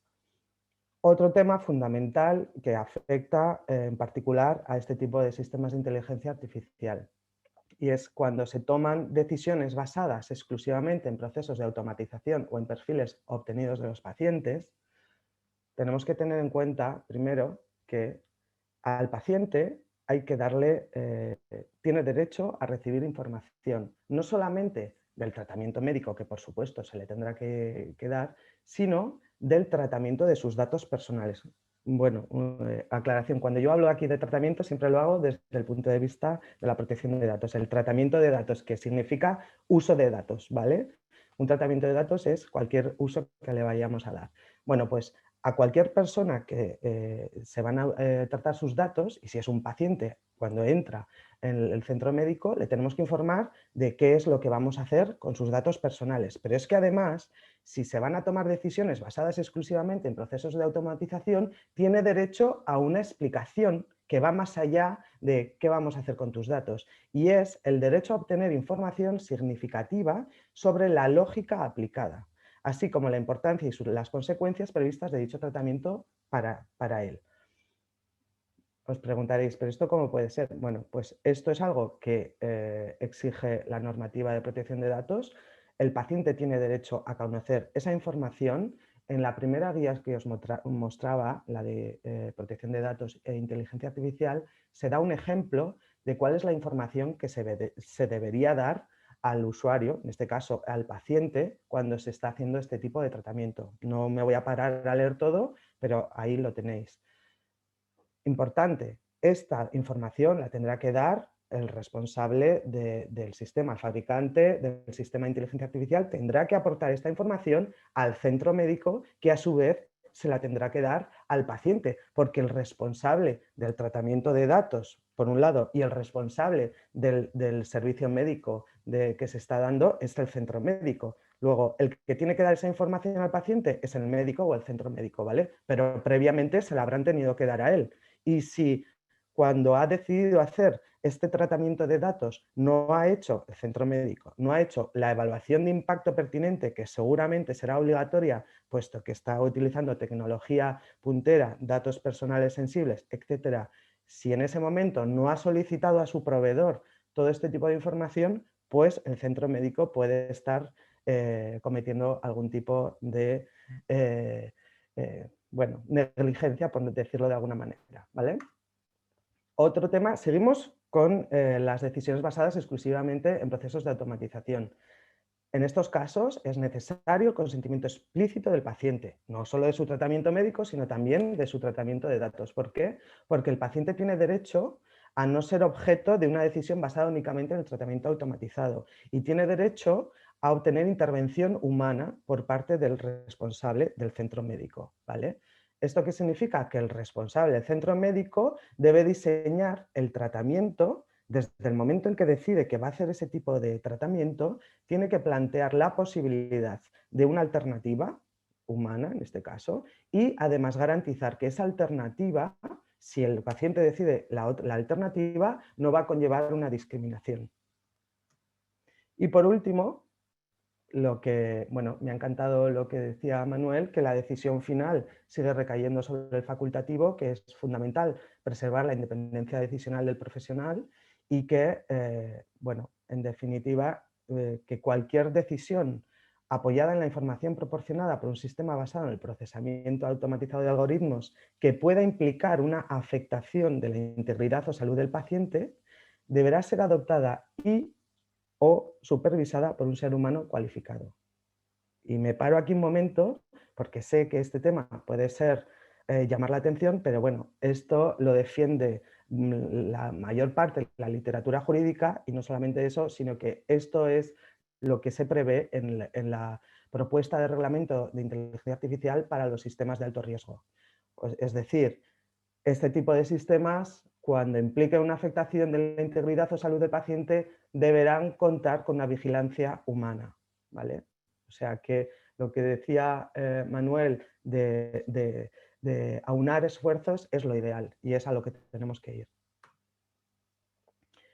Pasamos a otro tema y es qué pasa, ¿no? Si falla el sistema de inteligencia artificial, ¿qué puede hacer el afectado? Bueno, pues lo primero, antes de nada, por si quedaba alguna duda, al sistema de inteligencia artificial no se le puede reclamar nada, no tiene personalidad jurídica, no se le va a demandar, ¿vale? Eso por si quedaba alguna duda. ¿A quién puede demandar? Directamente al centro sanitario. El centro sanitario es responsable de responder frente al paciente independientemente de que el fallo haya ocurrido en el sistema de inteligencia artificial, pero el que da el servicio es el centro sanitario. Ahí juegan la ley de consumidores y la ley patrimonial de la administración para cubrir este tipo de supuestos. Pero también podemos demandar al responsable del sistema de inteligencia artificial, tanto el afectado como el centro médico si ya ha indemnizado previamente al afectado. Y aquí viene el gran problema, ¿no? El gran problema que es que, por un lado, los elementos propios de la inteligencia artificial, lo que hemos visto, la opacidad, conectividad, dependencia de datos externos, etcétera, etcétera, nos lleva a que es muy difícil determinar las responsabilidades y que es prácticamente imposible para el afectado probar cuál es la causa exacta del daño. Además, si esto fuera poco, hay una complicación, hay otra gran discusión, hay un debate jurídico que no es un mero debate de palabras, y está en la cuestión de definir si estamos ante un producto, si el sistema de inteligencia artificial es un producto o es un servicio. Y el debate es muy importante porque de él dependerá la extensión y alcance de la responsabilidad. Si estamos ante un producto, que hay algunos casos en los que es evidente, cualquier sistema integrado en un robot, por ejemplo, se va a entender que es un producto, se aplicarían las reglas de la responsabilidad objetiva. Nos iríamos a la directiva sobre responsabilidad por productos defectuosos, que es muy sencillo. El productor tiene que responder porque ha generado un daño inesperado, ha puesto en circulación un producto inseguro y le va a pagar al perjudicado porque el perjudicado no tenía por qué esperar que ocurriera eso, ¿vale? Pero cuando estamos ante un servicio, ya no juegan las mismas reglas de responsabilidad, sino que estaríamos hablando de una responsabilidad subjetiva y aquí el productor se podría exonerar si prueba que lo ha diseñado sin incurrir en ningún tipo de culpa o negligencia. Él ha podido hacer todo perfectamente, no ha incurrido en culpa y negligencia y por tanto el afectado se quedaría sin ningún tipo de indemnización. Esto genera muchos problemas, como os podéis imaginar, y por tanto la tendencia todo el tiempo estoy hablando de líneas generales, porque estoy haciendo un resumen muy resumido y esto tiene 200.000 ramas que se podrían discutir. Estoy haciendo un resumen, pero la tendencia es a considerar tanto de la doctrina, los tribunales, incluso las propuestas legislativas que veremos, es a considerar que estos sistemas son un producto, aun cuando no estén materializados en un soporte físico. Y, por supuesto, esto nos ayudaría mucho, sobre todo al afectado, que podemos ser cualquiera de nosotros, a la hora de reclamar en caso de ser perjudicados por un fallo. ¿Y hacia dónde vamos?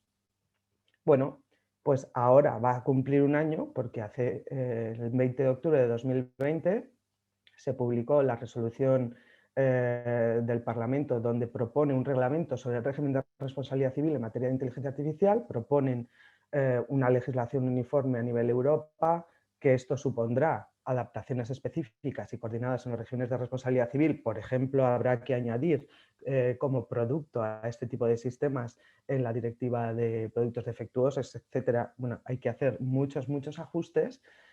Y lo que hace es regular la responsabilidad de los operadores, porque en cada sistema de inteligencia artificial hay diferentes operadores y para determinar un poco las distintas responsabilidades con esta propuesta de reglamento, bueno, pues ya nos podemos guiar.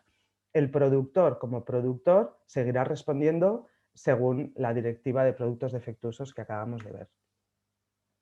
Y lo que plantea esta propuesta es que en materia de responsabilidad civil dependerá de los diferentes riesgos de los sistemas. Para aquellos sistemas que se consideren que son de alto riesgo, se aplicará las reglas de la responsabilidad objetiva, es decir, que el afectado podrá reclamar sin necesidad de probar cuál fue la causa del daño, sino que sencillamente yo he sufrido un daño inesperado porque esto ha fallado y yo puedo reclamar una indemnización, y esto lo que va a conllevar y lo que propone esta resolución es que todos los operadores de los sistemas de inteligencia artificial de alto riesgo tengan un seguro obligatorio de responsabilidad civil, todos, como el que tenemos ahora con los coches.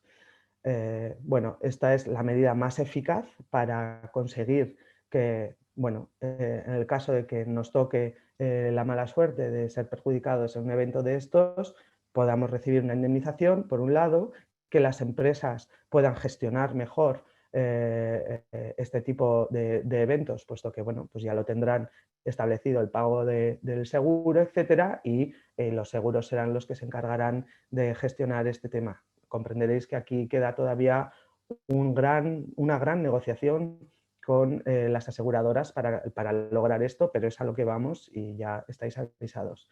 Y aquellos sistemas que no sean de alto riesgo, seguiremos con las reglas de la responsabilidad subjetiva. Y por último, y ya con esto voy a acabar, vamos a tener este tipo de sistemas de inteligencia artificial de los que estamos hablando hoy, van a ser considerados de alto riesgo y por tanto los operadores tendrán que tener un seguro obligatorio y además tendrán que cumplir con todas las obligaciones que quiere imponer el reglamento de inteligencia artificial, que prácticamente se dedica a este tipo de sistemas. Yo considero que sí, y ahora lo vamos a ver brevemente. La propuesta de reglamento lo que hace es un enfoque basado en los riesgos de los sistemas, establece 4 riesgos: riesgo inaceptable, que serían sistemas directamente prohibidos, luego alto riesgo, riesgo limitado y resto de usos. Si nos centramos en las reglas de clasificación para los sistemas de alto riesgo, pues podemos ver que aquellos sistemas que sean componente de seguridad de uno de los productos o un propio producto de un listado de leyes que aparecen en un anexo, y además que deban someterse a una evaluación de conformidad, se entenderán que son sistemas de alto riesgo. Y si nos vamos al listado, vemos que está el reglamento de productos sanitarios y el reglamento de productos sanitarios para diagnóstico in vitro. Esta propuesta de reglamento está en el aire, hay muchas carencias, aquí se nos quedarían sistemas que no se encuadrarían dentro de esto que estamos viendo, todavía hay mucho que pulir, pero considero que la gran mayoría de los sistemas de inteligencia artificial que hoy estamos viendo serán considerados de alto riesgo, por tanto se tendrá que cumplir con todas esas obligaciones que está imponiendo o que impondrá el reglamento, así que aquellos que estéis trabajando en este tipo de sistemas, yo creo que sería buena idea que fuerais mirando cuáles son las obligaciones, porque el día que entre en vigor, aquellos sistemas que no cumplan no podrán estar en el mercado. Y bueno, esto era un poco lo que quería contaros. Las conclusiones son que no olvidemos que la inteligencia artificial ha de ser antropocéntrica, que siempre tengamos que tener el foco en la persona y que garantice los derechos fundamentales, aunque a veces esto pueda resultar enojoso, pero merece la pena, que la privacidad es esencial desde el minuto uno y que buena parte de estos sistemas dedicados a la medicina van a ser considerados de alto riesgo, que habrá que cumplir con muchas obligaciones que cuanto antes se vayan implementando mucho mejor y que tendréis que tener los operadores un seguro obligatorio. Y bueno, pues esto es todo. Gracias. Muchísimas gracias, Maite. Muy interesante este punto de vista legal que normalmente, como bien has dicho, lamentablemente se tiene en cuenta al final del proceso, cuando dices, oye, que ya hemos hecho esto, ahora hay que ponerlo en circulación, y viene el abogado, perdonadme por la simplificación, y empieza a decir no, no, no, no. Que somos unos chungos y no puede ser. Y efectivamente, vais contra la innovación y con vosotros no se puede hacer nada. En fin, el pan nuestro de cada día entre ingenieros y abogados, o médicos y abogados. Como vamos muy mal de tiempo y tenemos ya algunas preguntas en el chat, yo voy a romper el fuego con las preguntas. Y voy a hacer de abogado del diablo. Eduardo nos ha explicado muy bien que las redes neuronales funcionan muy bien, pero que no sabemos cómo llegan a las conclusiones a las que llegan y que tienen un cierto número de fallos. Obviamente, la perfección absoluta no existe. Manuel ha puesto un ejemplo que yo he apuntado por aquí, que en el sistema británico de salud, en concreto me parece que era la retinopatía, pero no me acuerdo si era exactamente eso, digamos que habían ahorrado unos 10 millones de libras por el empleo de algoritmos de inteligencia artificial a la hora de la diagnosis.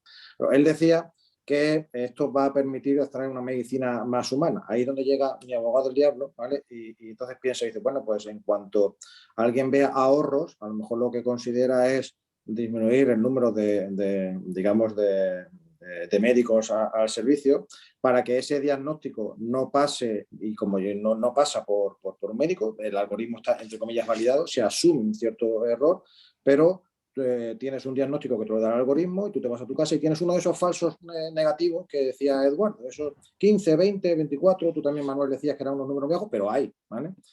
Entonces, si una persona, podemos llegar a, visualizamos un mundo en el que al final el médico de diagnósticos por imagen o que utiliza la imagen para el diagnóstico cada vez tenga menos peso. Y en el caso, y esta pregunta va tanto para todos, quizá más para Maite, cuando un falso negativo al final acaba siendo positivo por un procedimiento al cual el médico prácticamente no ha intervenido, sino que han sido algoritmos incluso validados, ¿dónde está la responsabilidad? Tú has explicado muy bien el tema de los operadores, ¿no? de que el sistema tiene que ser lo suficientemente claro como para que sea capaz de identificar en qué punto ha habido, digamos, no sé si jurídicamente el término es correcto, pero ahí dónde está el fallo, ¿vale? ¿Quién ha cometido el fallo, ¿no? Pero ese escenario que yo estoy pintando, a lo mejor no mañana, no pasado, pero dentro de 5 o 10 años, pues puede ser un escenario que esté sobre la mesa, ¿no? ¿Cómo lo veis? Venga, no os abalancéis todos. Maite. Venga, Eduardo. Bueno, es que no sé, vamos, creo que Eduardo tendría que contestar la primera pregunta, pero es que no sé si te he entendido bien la cuestión. Sí, la cuestión sería, si hay un falso negativo que ha sido diagnosticado por un algoritmo en el cual el médico no ha intervenido porque ha sido el algoritmo el que ha hecho el diagnóstico, ¿dónde está la responsabilidad de...? O sea, bueno, bien, aquí primero, si el médico no ha intervenido, pudiendo intervenir, bueno, es que claro, madre mía, Es que esto podríamos empezar aquí, el panorama es amplísimo. Intenta ser breve. El panorama es amplísimo. Se podría, bueno, primero el que va a responder seguramente, o sea, de entrada es el centro médico, ¿vale? Porque es el responsable del servicio que se está dando al paciente. O sea, el paciente directamente va a reclamar al servicio médico. Otra cosa, y de esto no hemos hablado antes, es que el paciente además entienda que el médico ha sido negligente en su labor, ¿no? Entonces ahí esto sería otra cuestión porque ya directamente iría por la vía penal y de lo que se estaría hablando es de si el médico ha actuado con la diligencia debida o no, si ha actuado conforme a los protocolos médicos que tiene o no, porque se entiende que el médico, por ejemplo, Manuel, que está utilizando un sistema de inteligencia artificial y él sigue los protocolos médicos y incorporan un sistema que está validado para el diagnóstico, etcétera, y que se ha decidido que forma parte de los protocolos médicos.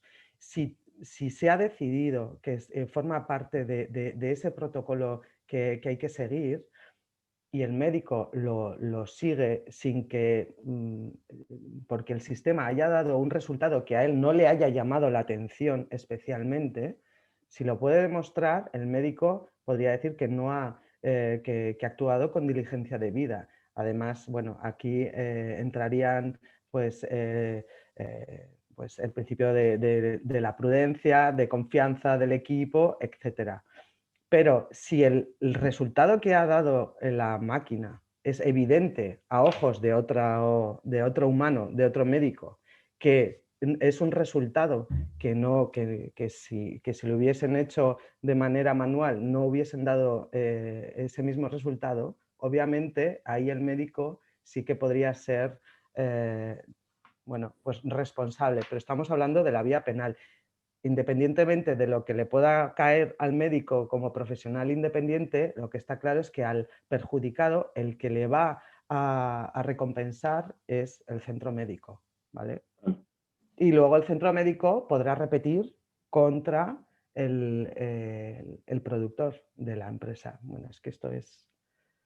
Yo creo que el tema tiene que ver también con qué tipo de pruebas estamos viendo, porque no todas las pruebas diagnósticas tienen el mismo objetivo. Hay pruebas que buscamos que sean pruebas muy sensibles, en donde lo que queremos es detectar a muchos positivos, aunque luego muchos de esos positivos no sean verdaderos, que es lo que buscamos en los sistemas que además son los que más se usan ya en la práctica clínica, o sea, los sistemas de cribaje de enfermedades, como el ejemplo que puse, el cribaje de retinopatía diabética.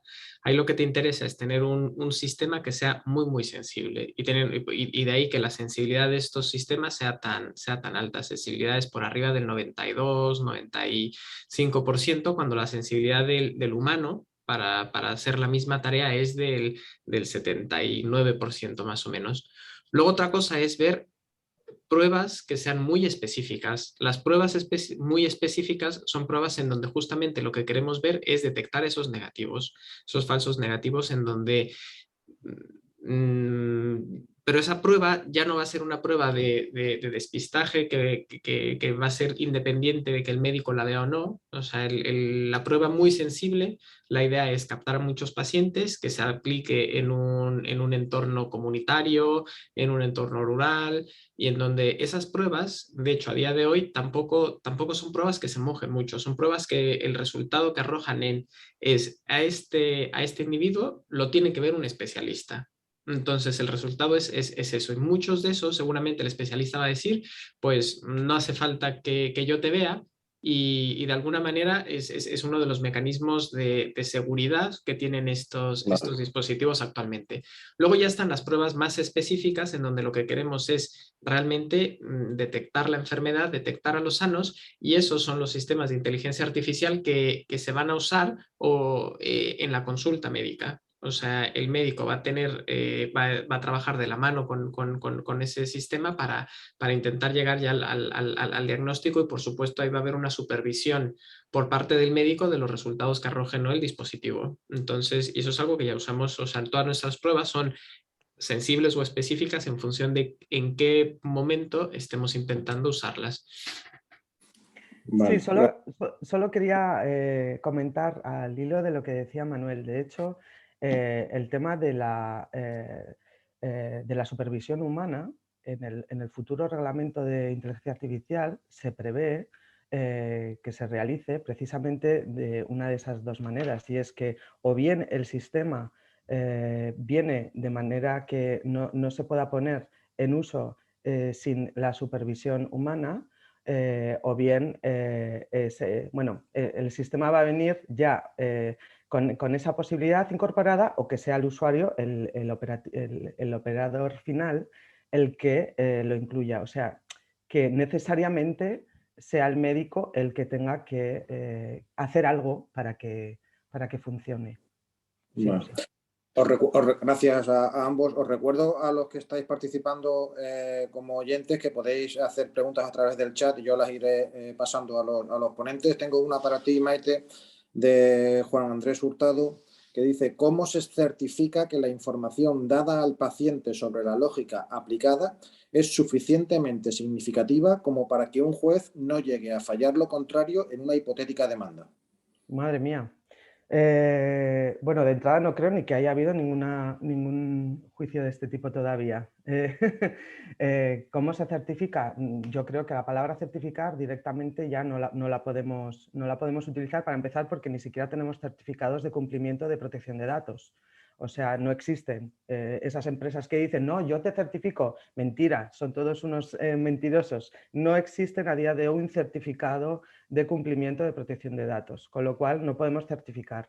Lo que dependerá de cada caso, en cada caso concreto, dependerá del sistema y la información que hay que dar, que por supuesto esa información tiene que ser entendible. O sea, esto es una máxima en protección de datos, es que la información a la persona afectada la entienda, ¿vale? Entonces, es un poco complicado contestar esa pregunta sin conocer el caso, y dependerá mucho, y aparte que, bueno, el juez que le toque... Yo digamos, ligándolo con otra de las preguntas que está en el chat de Carlos Tendero, que es para todos, y que dice: gracias por las presentaciones. Desde el punto de vista legal, parece que se soluciona contratando seguros, pero ¿habrá algún tipo de acreditación de que un sistema de inteligencia artificial es seguro? Yo antes que eso, apoyándome en alguna de las presentaciones que ha puesto tanto Eduardo como Manuel, si no recuerdo mal, sobre todo Manuel ha hecho varias transparencias de eso. La FDA en concreto, o sea, la equivalente a la Agencia Europea del Medicamento, al menos en la parte de medicina, y sabéis que también en la parte de alimentación en Estados Unidos, la FDA, digamos, no sé si el término jurídico es el adecuado, pero valida, homologa algoritmos de inteligencia artificial que se aplican a usos médicos, y valida tanto, digamos, las muestras de datos que se han utilizado para el entrenamiento de esos algoritmos como el algoritmo en sí, ¿no? Entonces, quizá, Carlos, ese tipo de acreditación que tú estás diciendo, al menos en parte, podría existir por la vía de la FDA. No sé si a nivel de Europa se está planteando algo parecido. En cualquier caso, no sé si alguno de los ponentes tenéis algo que añadir ahí, completar. Yo añadiría, incluso también con respecto a la pregunta anterior, aquí lo peliagudo puede ser el numerito. O sea, ¿cómo llegamos a ese porcentaje de fiabilidad? Como tú dices, ahí se puede entrar muy en profundidad. A ver cómo se ha obtenido la información, cuál es la fuente de los datos, cómo se ha hecho el muestreo. Y en general podemos decir que para una red neuronal mínimamente madura, llegar a un porcentaje alto de fiabilidad no es difícil, porque al final estamos hablando de sistemas con muchas incógnitas y muchos datos. Al final ajusta. Y al final vamos a llegar a obtener sobre los datos de entrenamiento vamos a llegar a obtener un porcentaje muy alto, por mera matemática. Otra cuestión es que eso después sea extensible, o sea, que ese modelo, cuando se aplique en la realidad, tenga las mismas calidad de respuesta que ha tenido con los datos de entrenamiento. Y eso no siempre lo sacamos con este procedimiento de separar parte de la muestra y probar con ella, porque como he dicho antes en mi exposición, estamos llevándonos el sesgo cuando estamos haciendo eso. Entonces, ¿de qué manera se puede imponer una calidad de prueba tal que efectivamente el numerito que alcanzamos sea creíble? ¿De qué manera podemos verificar que una fiabilidad teórica de un 90% es una fiabilidad real de un 70 o de un 40? Para mí esa es la clave y personalmente no tengo la respuesta. Es decir, yo sé cómo lo podemos hacer desde el punto de vista técnico, digamos, cómo podemos jugar con distintos conjuntos de datos, etcétera, pero desde mi punto de vista haría falta un seguimiento muy estricto durante un cierto tiempo de cualquiera de esos algoritmos para una validación posterior, si en la realidad eso está dando los resultados que se estimaron inicialmente. Y lógicamente durante ese periodo de prueba ni se debería pedir una garantía ni se debería tampoco confiar en la respuesta del sistema. Eso sería un periodo de prueba extenso y bueno, bien supervisado antes de dar por bueno el resultado. Eso es un poco, haciendo el símil de la FDA, a día de hoy los médicos, como lo vemos, esto al final se tratará como un medicamento que tiene que pasar por unas fases de experimentación con pocos pacientes seleccionados dentro de un ensayo clínico en donde se identifica que el fármaco es eficaz, y esos estudios, que se hacen normalmente en cientos o incluso miles de pacientes, son los que llevan a la aprobación de la Agencia Española del Medicamento, o Europea del Medicamento, de la FDA, etcétera. Pero todo fármaco que se usa ya y que está aprobado sigue estando en una fase de experimentación. O sea, el paracetamol o la aspirina está en la fase 4 de ensayo clínico para siempre, porque es realmente donde se termina de validar si realmente es una cosa que es segura, eficaz, etcétera. Y vamos reportando todos los efectos secundarios raros, etcétera, en el día a día. Y luego hay medicamentos que una vez aprobados, comercializados, se tienen que retirar por estas cosas. Entonces, la forma de validar, como bien dices tú, hay una parte técnica en donde se dice el algoritmo funciona, consigue lo que pretendemos utilizando esas bases de datos, que cuanto mejores sean esas bases de datos, mejor o más aplicable o generalizable va a ser el algoritmo, ¿no? O sea, es lo típico de... y luego lo que hay que hacer es aplicar ese algoritmo e ir haciendo un seguimiento ya en práctica clínica real.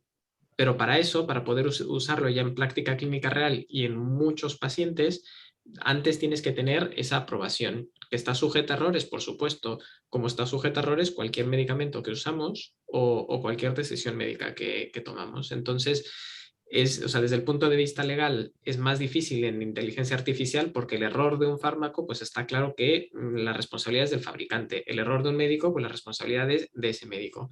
Aquí es donde la parte legal se distingue, creo yo, del resto de cosas a las que estamos acostumbrados en medicina, pero yo creo que el tratamiento tiene que ser lo mismo. O sea, hacer los estudios como hacemos con otros fármacos o pruebas diagnósticas una vez aprobados y evaluar la calidad. O sea, ahí sí que nos toca a los médicos, por un lado, evaluar el diseño de esos estudios, que normalmente se publican en revistas evaluadas por pares, etcétera, y luego también intentar entender un poco qué hay detrás en la parte informática, para que podamos determinar si lo que vemos en la práctica clínica también va de la mano con una buena calidad en cuanto al diseño del algoritmo. Sí, bueno, yo suelo decir que en la propuesta de reglamento de inteligencia artificial sí que está previsto una serie de evaluaciones continuas, homologaciones, certificaciones, etcétera, que ahora mismo, bueno, ni me lo sé de memoria, pero vamos, que está previsto todo ese mecanismo necesario para que el sistema pueda salir al mercado. O sea que va a estar, sí. Muchas gracias. Yo creo que la pregunta de Javier R, que preguntaba, ¿no se pueden entrenar los sistemas hasta que no fallen?, ha quedado respondida, yo creo, con esta última tanda de intervenciones. Paso a la de José Carlos Vaquero, que hace una reflexión y luego hace una pregunta. Dice, los modelos basados, esto va para todos, los modelos basados en redes neuronales tienen grandes ventajas, como hemos visto, pero necesitan una gran cantidad de datos para su entrenamiento. Y como nos acaba de explicar Maite, tenemos grandes restricciones a la hora de utilizar datos de pacientes. Recientemente han surgido las tecnologías PETS, que es el acrónimo de Privacy Enhancing Technologies, para solventar este tipo de restricciones. ¿Qué opinión tienen sobre estas tecnologías PET en el ámbito de la medicina? Gracias. No sé si alguno la conoce y en su caso si quiere responder. Bueno, yo lo que puedo decir es que efectivamente en tecnologías de anonimización se avanza mucho. A la lumbre de la GDPR, porque la GDPR nos ha obligado a muchísimos técnicos a anonimizar todo lo que estábamos usando. Y en efecto, yo personalmente creo que hay poco problema en ese tema, en el sentido de que la mayor parte de esos datos que se necesitan para entrenar redes neuronales pueden ser perfectamente anónimos, no necesitamos esa información. Eso nos deja, por supuesto, sin la posibilidad, como comentaba Manuel en su intervención, de utilizar datos relativos al propio paciente, que eso es lo que el médico puede hacer y la red neuronal no va a poder hacer nunca. Saber los antecedentes familiares de esa persona, de saber su historia clínica, eso queda fuera de las posibilidades de la red. Pero si quitamos ese elemento, es decir, si quitamos la perspectiva personal de la fotografía que estamos utilizando, la fotografía no tiene por qué estar identificada. Y en ningún momento en el entrenamiento de la red neuronal se necesita que la foto esté identificada. Así que para el científico de datos, ese número de fotos no tiene por qué tener ningún tipo de asociación o de vínculo con ninguna persona real, ni en el entrenamiento ni en la validación. Bueno, gracias, Edu. Marta hace una reflexión también, maravillosas presentaciones, pues yo os traslado también que han estado muy interesantes. Mi enhorabuena, la enhorabuena por mi parte a los tres, complementarias entre sí. Ese era el objetivo de esta jornada, que se viera la triple visión. Y ella destaca la mención hecha por Maite del antropocentrismo, y preguntaría a todos si precisamente no es el mismo hombre como punto de referencia lo que puede estar en cuestión, tanto como experto como paciente. Me voy a adelantar a lo que respondan ellos, y porque os invito a la jornada que anticipaba Víctor al inicio de esta jornada, a la siguiente que tenemos, donde precisamente vamos a hablar del tema del hombre como inteligencia natural versus inteligencia artificial y todo lo relacionado con el antropocentrismo de la inteligencia artificial. Luego os traslado a todos los que estéis interesados en este tema a la siguiente jornada donde hablaremos de esto. Dicho lo cual, si queréis responder a esta reflexión de Marta. A ver, yo creo que es justamente ese antropocentrismo el que nos lleva a buscar cómo mejorar nuestra capacidad para diagnosticar mejor al paciente. O sea, teniendo al paciente como centro, es que buscamos, o sea, los médicos somos conscientes de nuestras limitaciones como humanos, como profesionales, y entonces buscamos optimizar y mejorar nuestras formas de diagnosticar, de gestionar recursos, de ofrecer tratamientos personalizados, pronósticos, etc. Y entonces es justo eso lo que lleva a intentar desarrollar toda esta serie de algoritmos o usar nuevas tecnologías para poder mejorar. O sea, que yo veo que el hombre, aunque aquí se habla mucho de tecnología, pues porque son sistemas totalmente tecnológicos, pero siempre la base está ahí. Y luego al final quien aplica y quien tiene que guiar además en dónde están los límites, cuáles son las aplicaciones, por dónde tiene que dirigirse, también siempre el hombre, el médico y el programador, que al final también es persona. Entonces yo creo que no están peleados una cosa con la otra. Vale. La verdad es que el chat está, entre comillas, que arde, porque hay muchísimas preguntas. Son cerca ya de las 8 y no me gustaría dejarme ninguna.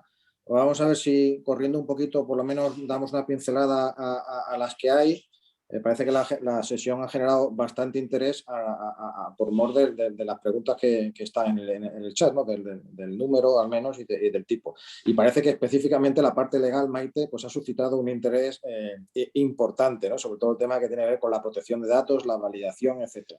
En ese sentido, Cristina Palomino pregunta cómo se conjuga la oposición al tratamiento cuando utilizamos datos pseudonimizados en los que una imagen ha servido para entrenar un modelo. ¿Podría interpretarse que si se basa en el consentimiento del interesado no puede retirarse la imagen o cesar en su uso, y de conformidad con el artículo 7.3 del régimen de protección de datos, la retirada del consentimiento no afectaría a la licitud del tratamiento basado en el consentimiento previo a su retirada? Madre mía. Básicamente entiendo que pregunta que si tú has consentido los datos que estás dando, que de alguna manera que si los consientes para todo. No soy, digamos, experto en esto, pero por simplificar. Y sin embargo, si utilizamos la habilitación del interés público o la investigación científica, todo uso de herramientas de diagnóstico que utilicen inteligencia artificial deberían pasar por los comités de ética. Esta pregunta es muy interesante también. Forma parte del pack de la pregunta de la reflexión de Cristina. Me voy a quedar con lo último. Lo de los comités de ética que no han salido, fundamental, fundamental. No ha salido en toda la charla porque teníamos tan poco tiempo que, en mi caso, he tenido que empezar a recortar. Mi charla imprescindible eran 40 minutos. O sea, imaginaos, esa era la imprescindible. Lo de los comités de ética es fundamental. En lo anterior me he perdido por el camino, sinceramente. Pero, vamos... por ejemplo, una de las cuestiones muy importantes de las carencias que tiene esta propuesta de reglamento de inteligencia artificial es que no habla de la ética. ¿Cómo no va a hablar de la ética? ¿No? Bueno, pues será una de las cuestiones que habrá que desarrollar en otro documento como este que hemos visto de la resolución sobre la responsabilidad civil, que tampoco habla en el reglamento de la responsabilidad civil. O sea, que el tema de la ética es fundamental, que tiene que ir, vamos, en primer lugar. Y la pregunta en concreto me la he perdido. ¿Todo uso de herramientas de diagnóstico que utilizan la inteligencia artificial deberían pasar por comités de ética? Entiendo que sí, ¿no? Tu respuesta sería si sí o no. Yo creo que sí, sí. Vale. Olga pregunta, ¿cómo veis de viable la implementación de la inteligencia artificial de caja negra, es decir, de redes neuronales o de deep learning en productos sanitarios? Muchas gracias. A ver, yo creo que es posible implementarlos, sobre todo porque son algunos de los sistemas más interesantes, los que nos ofrecen información que como clínicos no somos capaces de distinguir. Y ahí es donde, que es como el ejemplo que puse del algoritmo que diseñó Google para diagnosticar a partir de imágenes de fondo de ojo. Entonces, ¿genera desconcierto? Por supuesto que genera desconcierto para el paciente y para el profesional. Pero también, y aquí seguramente Edu nos puede aclarar más cosas, hay algunos sistemas o algunas herramientas que te permiten un poco mirar qué hay dentro de la caja negra y más o menos orientar dónde está mirando el algoritmo, al menos en los que analizan imágenes, en donde pone más atención para intentar llegar a las conclusiones, y eso puede ayudar a generar más confianza en cuanto al uso de estas tecnologías. Pero, o sea, estoy pensando en los heatmaps, por ejemplo, en análisis de imagen. Bueno, puedo decirte que es muy difícil, es muy difícil. Hay algunos gurús, digamos, que mirando los valores que llegan ciertos sesgos, sesgo es, digamos, el sumando independiente de la ecuación, pues mirando esos valores llegan a la conclusión de si realmente afecta o no afecta mucho algo procedente de la fuente de datos original, pero a la que pasemos de 3 capas, prácticamente, pero ya con 3 capas es prácticamente imposible llegar a conclusiones claras. Casi que puedes a lo mejor descubrir algo por casualidad, pero nadie se compromete en ningún caso a darte una explicación de qué pasa dentro de una red de 3 capas. Y si estamos hablando de algoritmos reales que se están utilizando ahora mismo en medicina, como los que hemos visto en la última diapositiva, que tenían 9.000 neuronas, 10.000 neuronas, no hay manera de sacar absolutamente nada de ahí. Bueno, oye, son ya casi las 8. Yo, con mucho dolor de mi corazón, voy a ir cortando. Tenemos algunas preguntas todavía que os invito a que el que quiera incluso la puede dar, digamos, proponer directamente a los participantes.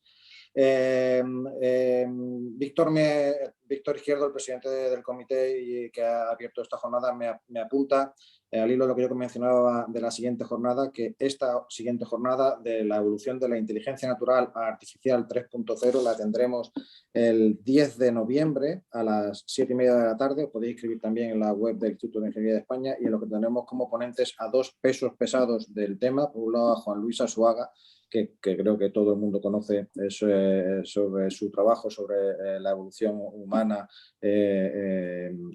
y por otra parte a Francisco Herrera, que es, digamos, probablemente la mejor referencia que hay en España en temas de inteligencia artificial.